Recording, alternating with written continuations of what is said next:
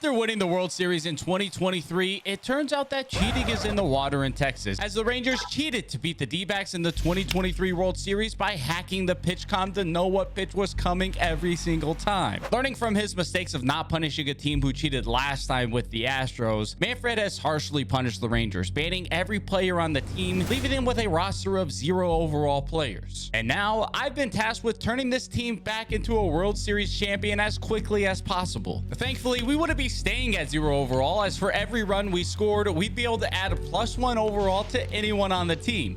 And in the first half of the season, we would score 62 runs somehow, even with a 0 overall team. And I'd use all those upgrades on one single player, creating 67 overall. Now, we'd also have one of the best picks in the draft to go along with that, which would be crucial in rebuilding this franchise. Okay, draft time. This is crucial. Sadly, our top 2 guys that we wanted did get taken, because I don't want to draft one of those relievers, even though they're high rated. One, this guy's injured right here. We don't want to do that. So we're probably leaning towards Richie Sanchez here. He does have a really high bonus demand, which is a little scary. Then MLB Draft has him rated 2nd. We have him rated 4th. We do have him relatively scouted at 77%, and we have his potential from 79 to 94. I mean, dude, imagine he was 82 overall at 19 years old. He would immediately be the best player we had on our team by a ton. We're going Richie Sanchez. He was one of the guys that we wanted. We have our second baseman. I really wanted to go with starting pitcher, because I feel like that could be a little bit harder to find an elite starter, but we'll take possibly a star second baseman. I just offered our #1 draft pick his demand, and he declined it. So, well, time to see what draft picks we did sign. Oh, we did end up signing them. Maybe he signed. Maybe I'm dumb and he signed the entire time. Either way, potential of 83 is on the lower end, but it's not bad overall. We have Fernando Sanchez, who's younger. 82 potential is not bad for a second-round pick. He has great speed. Daryl Richard, another guy we drafted young. My man Booker, though, 60 overall. 87 potential is great for Booker Cope. We got Brady Harrison. It looks like both of our risk guys paid off. 85 potential here for Brady Harrison, and then 94 potential for Matthew Haney. To nobody's surprise, we would end the first season 0-162, coming nowhere close to winning a single game, but we scored another 47 runs, so we had another upgrade to make. Okay, welcome to the team, Mr. 47 overall. I went a little bit of a different approach here. I just gave him hitting attributes versus righties. I figure we play righties more. Let him just hit the ball versus righties, and then maybe 67 can drive them in. Also give him some speed and fielding, and moved him into center field as well. So at least we have one decent outfielder patrolling things. And the Braves go on to defeat the Mariners in the 2023 World Series. However, with many players on the team retiring, we had some holes to fill, which is where this wheel would come in, as it would decide how many moves I can make each offseason. Let's find out how many free agent signings I can make this year. 0. Won't be signing anybody here in offseason #1. Even after going 0-162, we would not have the first pick in the 2024 draft. Moving down 5 spots to the 6th position, this was a massive blow to the future of the franchise. How rigged is this? We dropped down to the 6th pick in the draft next year. We went 0-162, and for that, we go down to the 6th pick. Thankfully, though, we would still hold the first pick of the Rule 5 draft, where we'd be able to pick one player each season. And with Keston Hiura's power and upside as a former top prospect, he'd be the perfect addition to this team. Keston Hiura has pretty good power. He kind of fits the mold of the team of just like a ton of power.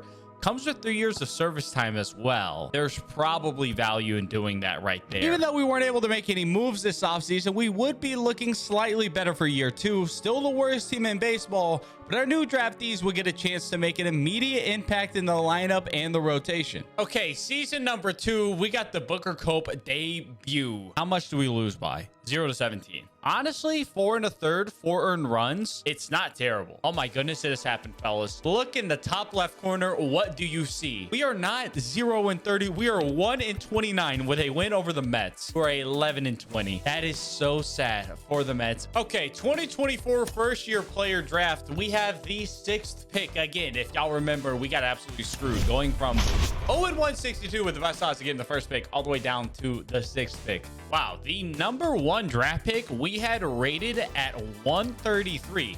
I will say, I also kind of splurged on some scouts. I fired all 3 of our scouts from last year, and I hired the best 3 available. There wasn't any rule that I couldn't spend on coaches and scouts. So I trust this team draft rank of 133, our #1 rated guy on the board, but he isn't scouted. So I don't think we can risk it. It could be 99 overall right now. Wow, that's so tempting. But I think we have to go with the guy that we scouted and we had as the #2 player on the board. That is Ronaldo Kinder. Okay, we have also scored 170 runs in the first half of this season, which means we have a ton of upgrades to make. So upgrade #1 is going to be us creating the greatest starting pitcher in baseball history. He may be 0-15 with a 23.48 ERA and a 4.4 whip, but that all changes now because 99 overall has entered the team. And with the 71 overall left, we have created 71 overall reliever. We've made some big upgrades to our pitching, which is big because we're no longer getting upgrades for scoring runs. We have to win games if we want any overall upgrades and bonuses to this team. Now, the trade deadline is coming up, which means we have the opportunity to make some trades with some of the guys that we've drafted and have been playing this year. We actually have some valuable assets maybe to trade. How many trades can we make this trade deadline? -1. That means that we have to give away one of our players. That's who the worst player overall has been. The second worst player on the team, besides the 0 overall catcher, has been Keston Hiura with 302 ABs. He's been terrible. Okay, he's got to go. This 0 overall is batting 251 in AA. So welcome to the MLB team. He will replace Keston Hiura, our 0 overall from AA, batting 251. And shortly after the All-Star break, a miracle would happen. Winning on the 20th and then following that up with a back-to-back win shortly after that. Maybe Keston Hiura was the player holding this team back the entire time. 6-0 win. 99 overall, throwing a complete game shutout. Yes, he did. 9 innings, 4 hits, 15 Ks. And now the important part. Viewing our draft picks. Ender looks solid. 64 overall, 87 potential. We'll take it. It could have been better. Rick Gonzalez, he doesn't look bad either. 83 potential, 60 overall. We really missed out on Russell Heck. We took a risk going for Russell Heck. We knew we could have been bad. He is pretty bad. Charles Jefferson does save that with 83 potential on the upper end. He has the injury concerns.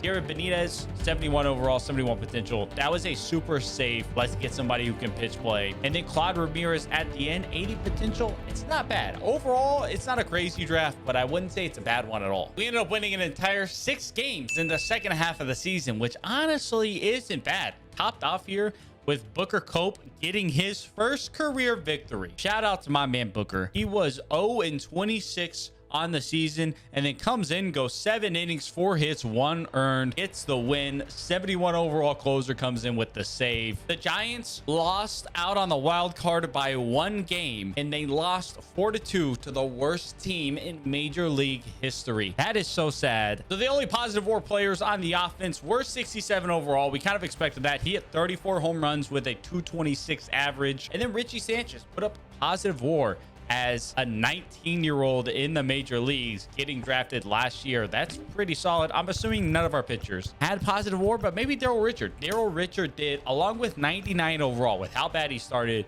he brought it all back with all those starts he had at the end. The worst player was this 0 overall with 172 innings pitched with a 12.3 ERA, good for -8.3 WAR. And the Rays take down the Braves in the 2024 World Series. We had 7 wins, so y'all better watch out next year. Free agency time. This could be where everything changes. How many free agent signings can we make this offseason? Please be 4. Please be 4. We'll take 4. That would be too easy if I went and signed the 4 best players. So I'd have just $50 million total to sign these 4 free agents to improve our team for next season. And with that $50 million, we'd sign Paul Goldschmidt and Mondesi to 1-year deals and Max Fried to a 2-year deal worth $35 million to help shore up the rotation. Last year we went 0-162 and pick 6. This year we improved to 7-155. Also, White Sox, what on earth? 41-121? My goodness. Okay, we can't have that bad of odds again. You have to give me a top 3 pick. At least we have the same odds as all the other 3. At least give me a top 3 pick, please. We get 4th. The Mets, Red Sox, and Nationals, I swear those were all three teams that moved up last year as well. They move up again. Okay, Rule 5 draft time. Let's see if there's anybody good. It's out the gate. Not looking great. So I think we're just gonna take the safe play, draft the best person here, Alex Reyes. We don't have any relievers, but we have 2 relievers now that we have Alex Reyes. Now, we have yet to make a trade this entire time, so I'm giving myself the ability to make 1 trade headed into this next season. Let's see. What should we do? Okay, this is the deal we're doing right here. It's 2 A-level prospects, Andrew Painter, 77 overall starter, and Jackie Dempsey, 66 overall right fielder. I like both of those. We're going to offer that trade. We're going to get that done. We do take a hit into the rotation, but I don't think we're winning this year anyway, and we get set up for the future way better now. Okay, we've also won 16 games, so we have 16 overall that we can hand out here. We may put that on Matthew Haney. We have a lot of control over him as well. We are going to do that. So he's 58 overall right now. Only touches contact and power versus right, but he's good versus both of those now. Hopefully you can stop adding 182, Matthew. Let's stop doing that and we can be okay. What do we have here? Our first pick this year. We do have Ray Arturo, but we haven't scouted him. 76 to 98 potential is kind of crazy. And Shannon O'Neill, who we've scouted as well. Only a 2.4 million bonus demand. He's probably not there at number 39. Our next pick. He's 21. He's going to be 58 to 68 overall with 86 to 96 potential. I think we have to take a really safe play and draft Shannon O'Neill. Now, the big question is, how many trades are we making this deadline? We need this to do something for me one of these times, even just 1 trade. Finally, we get to make another trade. Now, with Alex Reyes, Goldie, and Mondesi all being free agents at the end of the year, I decided to ship them all away. And for some reason, the Twins offered me Royce Lewis for those 3 players, which I accepted before they had any time to second guess their decision. And this year's draft picks would look strong with 2 A potential prospects that can make an instant impact on the MLB roster or be used in crucial trades. Okay, let's see who's carrying us here. August 1st, 67 overall. He's hit 22 home runs. Fernando Sanchez is batting 239. He's been playing pretty well. Royce Lewis, 20 home runs for us too. And Jackie Dempsey coming up batting 278. Pretty solid overall. Let's take a look at our pitchers. Of course, 99 overall. He has put up 5.8 WAR, 6-7 with a 1.97 ERA. He's been pretty nasty. And 71 overall. Out of the pen, 1.93 ERA. No one else has really been that great for us. We have won some games. 23 wins right now is not the worst you've ever seen here. In August, we've just won 2 in a row. We make it 3? 3 went 4? No, we lose 0 to 16. We ended 39 and 123. That is actually kind of incredible. We won 23 games in the second half of the season, which means we have 23 overall points to spend here. Boom, there he is. Daryl Richard is now 92 overall. Okay, this is nice. We got some nice starting pitchers on the team now. Now the question, of course, how many free agents are we able to sign this offseason? Is it gonna be 4 again? Wow, it's gonna be 4 again. How much money on these 4 free agents can we spend? 100 million. Get there. It is $100 million on 4 free agents. And with 100 million to spend this offseason, we'd go all out for Vlad Jr., Ryan Helsley, Lane Thomas, and Ranger Suarez to add some much needed star power and depth to this team. Okay, draft lottery, 3rd time is the charm. We have to have pick number 1. I didn't see it. I totally didn't see it. I clicked A way too fast. I have no idea what draft we have. Let me review the footage and see what we got. At least we get the first pick in this one every year, and there is nobody good. He doesn't have that much service time, so we'll be able to have control of him. I think that works really well. Okay, we have a serviceable rotation. I'd even say good. I'd say we have a good rotation between these guys that we have right now. Unfortunately, the lineup... well, it's still lacking, but through the first month of the 2026 season, we'd be 17 and 15. Okay, that month was much worse. We're 26 and 34. That's 12 games out of the West, 6 games out of the wild card. but that does mean we have 26 overall points to upgrade this team. Maybe that is the difference right here. Now we'd use those 26 upgrade points to turn one of our draftees, Ronaldo Kinder, into a 93 overall pitcher. Draft time once again. We have some options here, but unfortunately we haven't scouted them as much as we like. Basically, all the people that we scouted, we don't like that much, which is a little concerning, except for Tom McCarty here. Then we draft rank of 16, so he's not going to be around at our next pick. 72 to 92 potential, looking like a bit of a contact guy with insane fielding, speed, everything. I think we got to take him. I like a defensive first player, help out the pitching staff. We'll go Tom with our first pick. He can play second and third as well. At the trade deadline here, I'm just giving myself 2 trades that we can make at this deadline to help give us a little bit of boost maybe into this stretch. We're not great, but we could be really good next year if we make some good moves, and we clearly need some outfielders, and we need outfielders that are controllable. So the first of those trades, I stumble upon Brandon Marsh, who had somehow become one of the best players in baseball, but the Phillies were looking to get rid of him. I don't know if this is the right move. I just feel as though I can find a first baseman. Vlad Jr., Benny Crocker, and Jake Myers to the Phillies for Brandon Marsh, who has been probably the best player in baseball the last 3 years in this. Sounds like a good deal for us. Okay, so we need a first baseman now. We have found the deal. Alex Kirilloff, 82 overall. He's under control for a couple of years. He's not great, but he's playing incredible this year. He has, honestly, he went to the Mets and just revitalized his career. 991 OPS, 815, 818, and 918.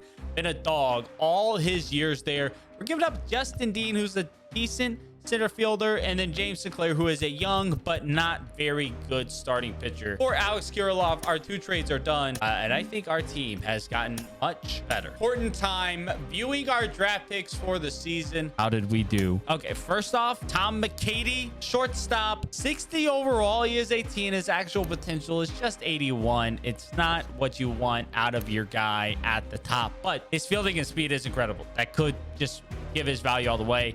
We went for a risk with Jason Smoove. Didn't really pay off. 76 overall, but he's 73 overall already out the gate. And that hit tool that he instantly has could play. Richie Benton didn't work out in the slightest. He's a bust. Move on from him. Chris Clements, 78 overall potential, I should say, at the back end is not terrible. Now Bobby Farmer does have some potential, 89 potential, and Will Foley with 91 potential. Issue is both these guys pretty old. So they're 21 years old already. They may not develop, but maybe with 89 and 91 potential, we could use those for some trades down the line. We'd go on to end the 2026 season at 73 and 89, and it felt like 2027 could be the year. Tigers defeat the Dodgers in the World Series. Wow, what a matchup right there. 2026 World Series.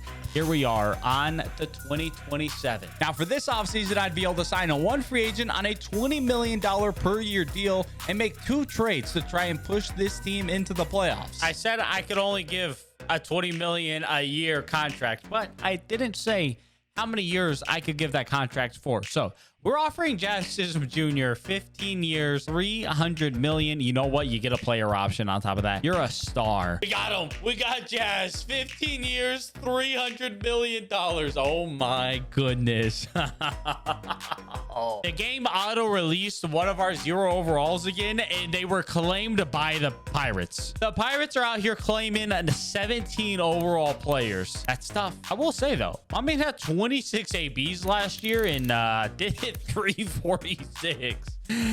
And he hit a home run. So he did put up a 755 OPS over 26 ABs last year. You know what? Maybe they see something in them that I don't. Okay, draft lottery. This time we have the 7th best odds, which means we'll probably end up drafting 18th. Simulate the draft lottery. Hey, maybe the luck finally turns around and we draft high. And we haven't. Did we pick in the top 3 once this entire time? Somehow, some way, being the worst team in baseball, we still go down.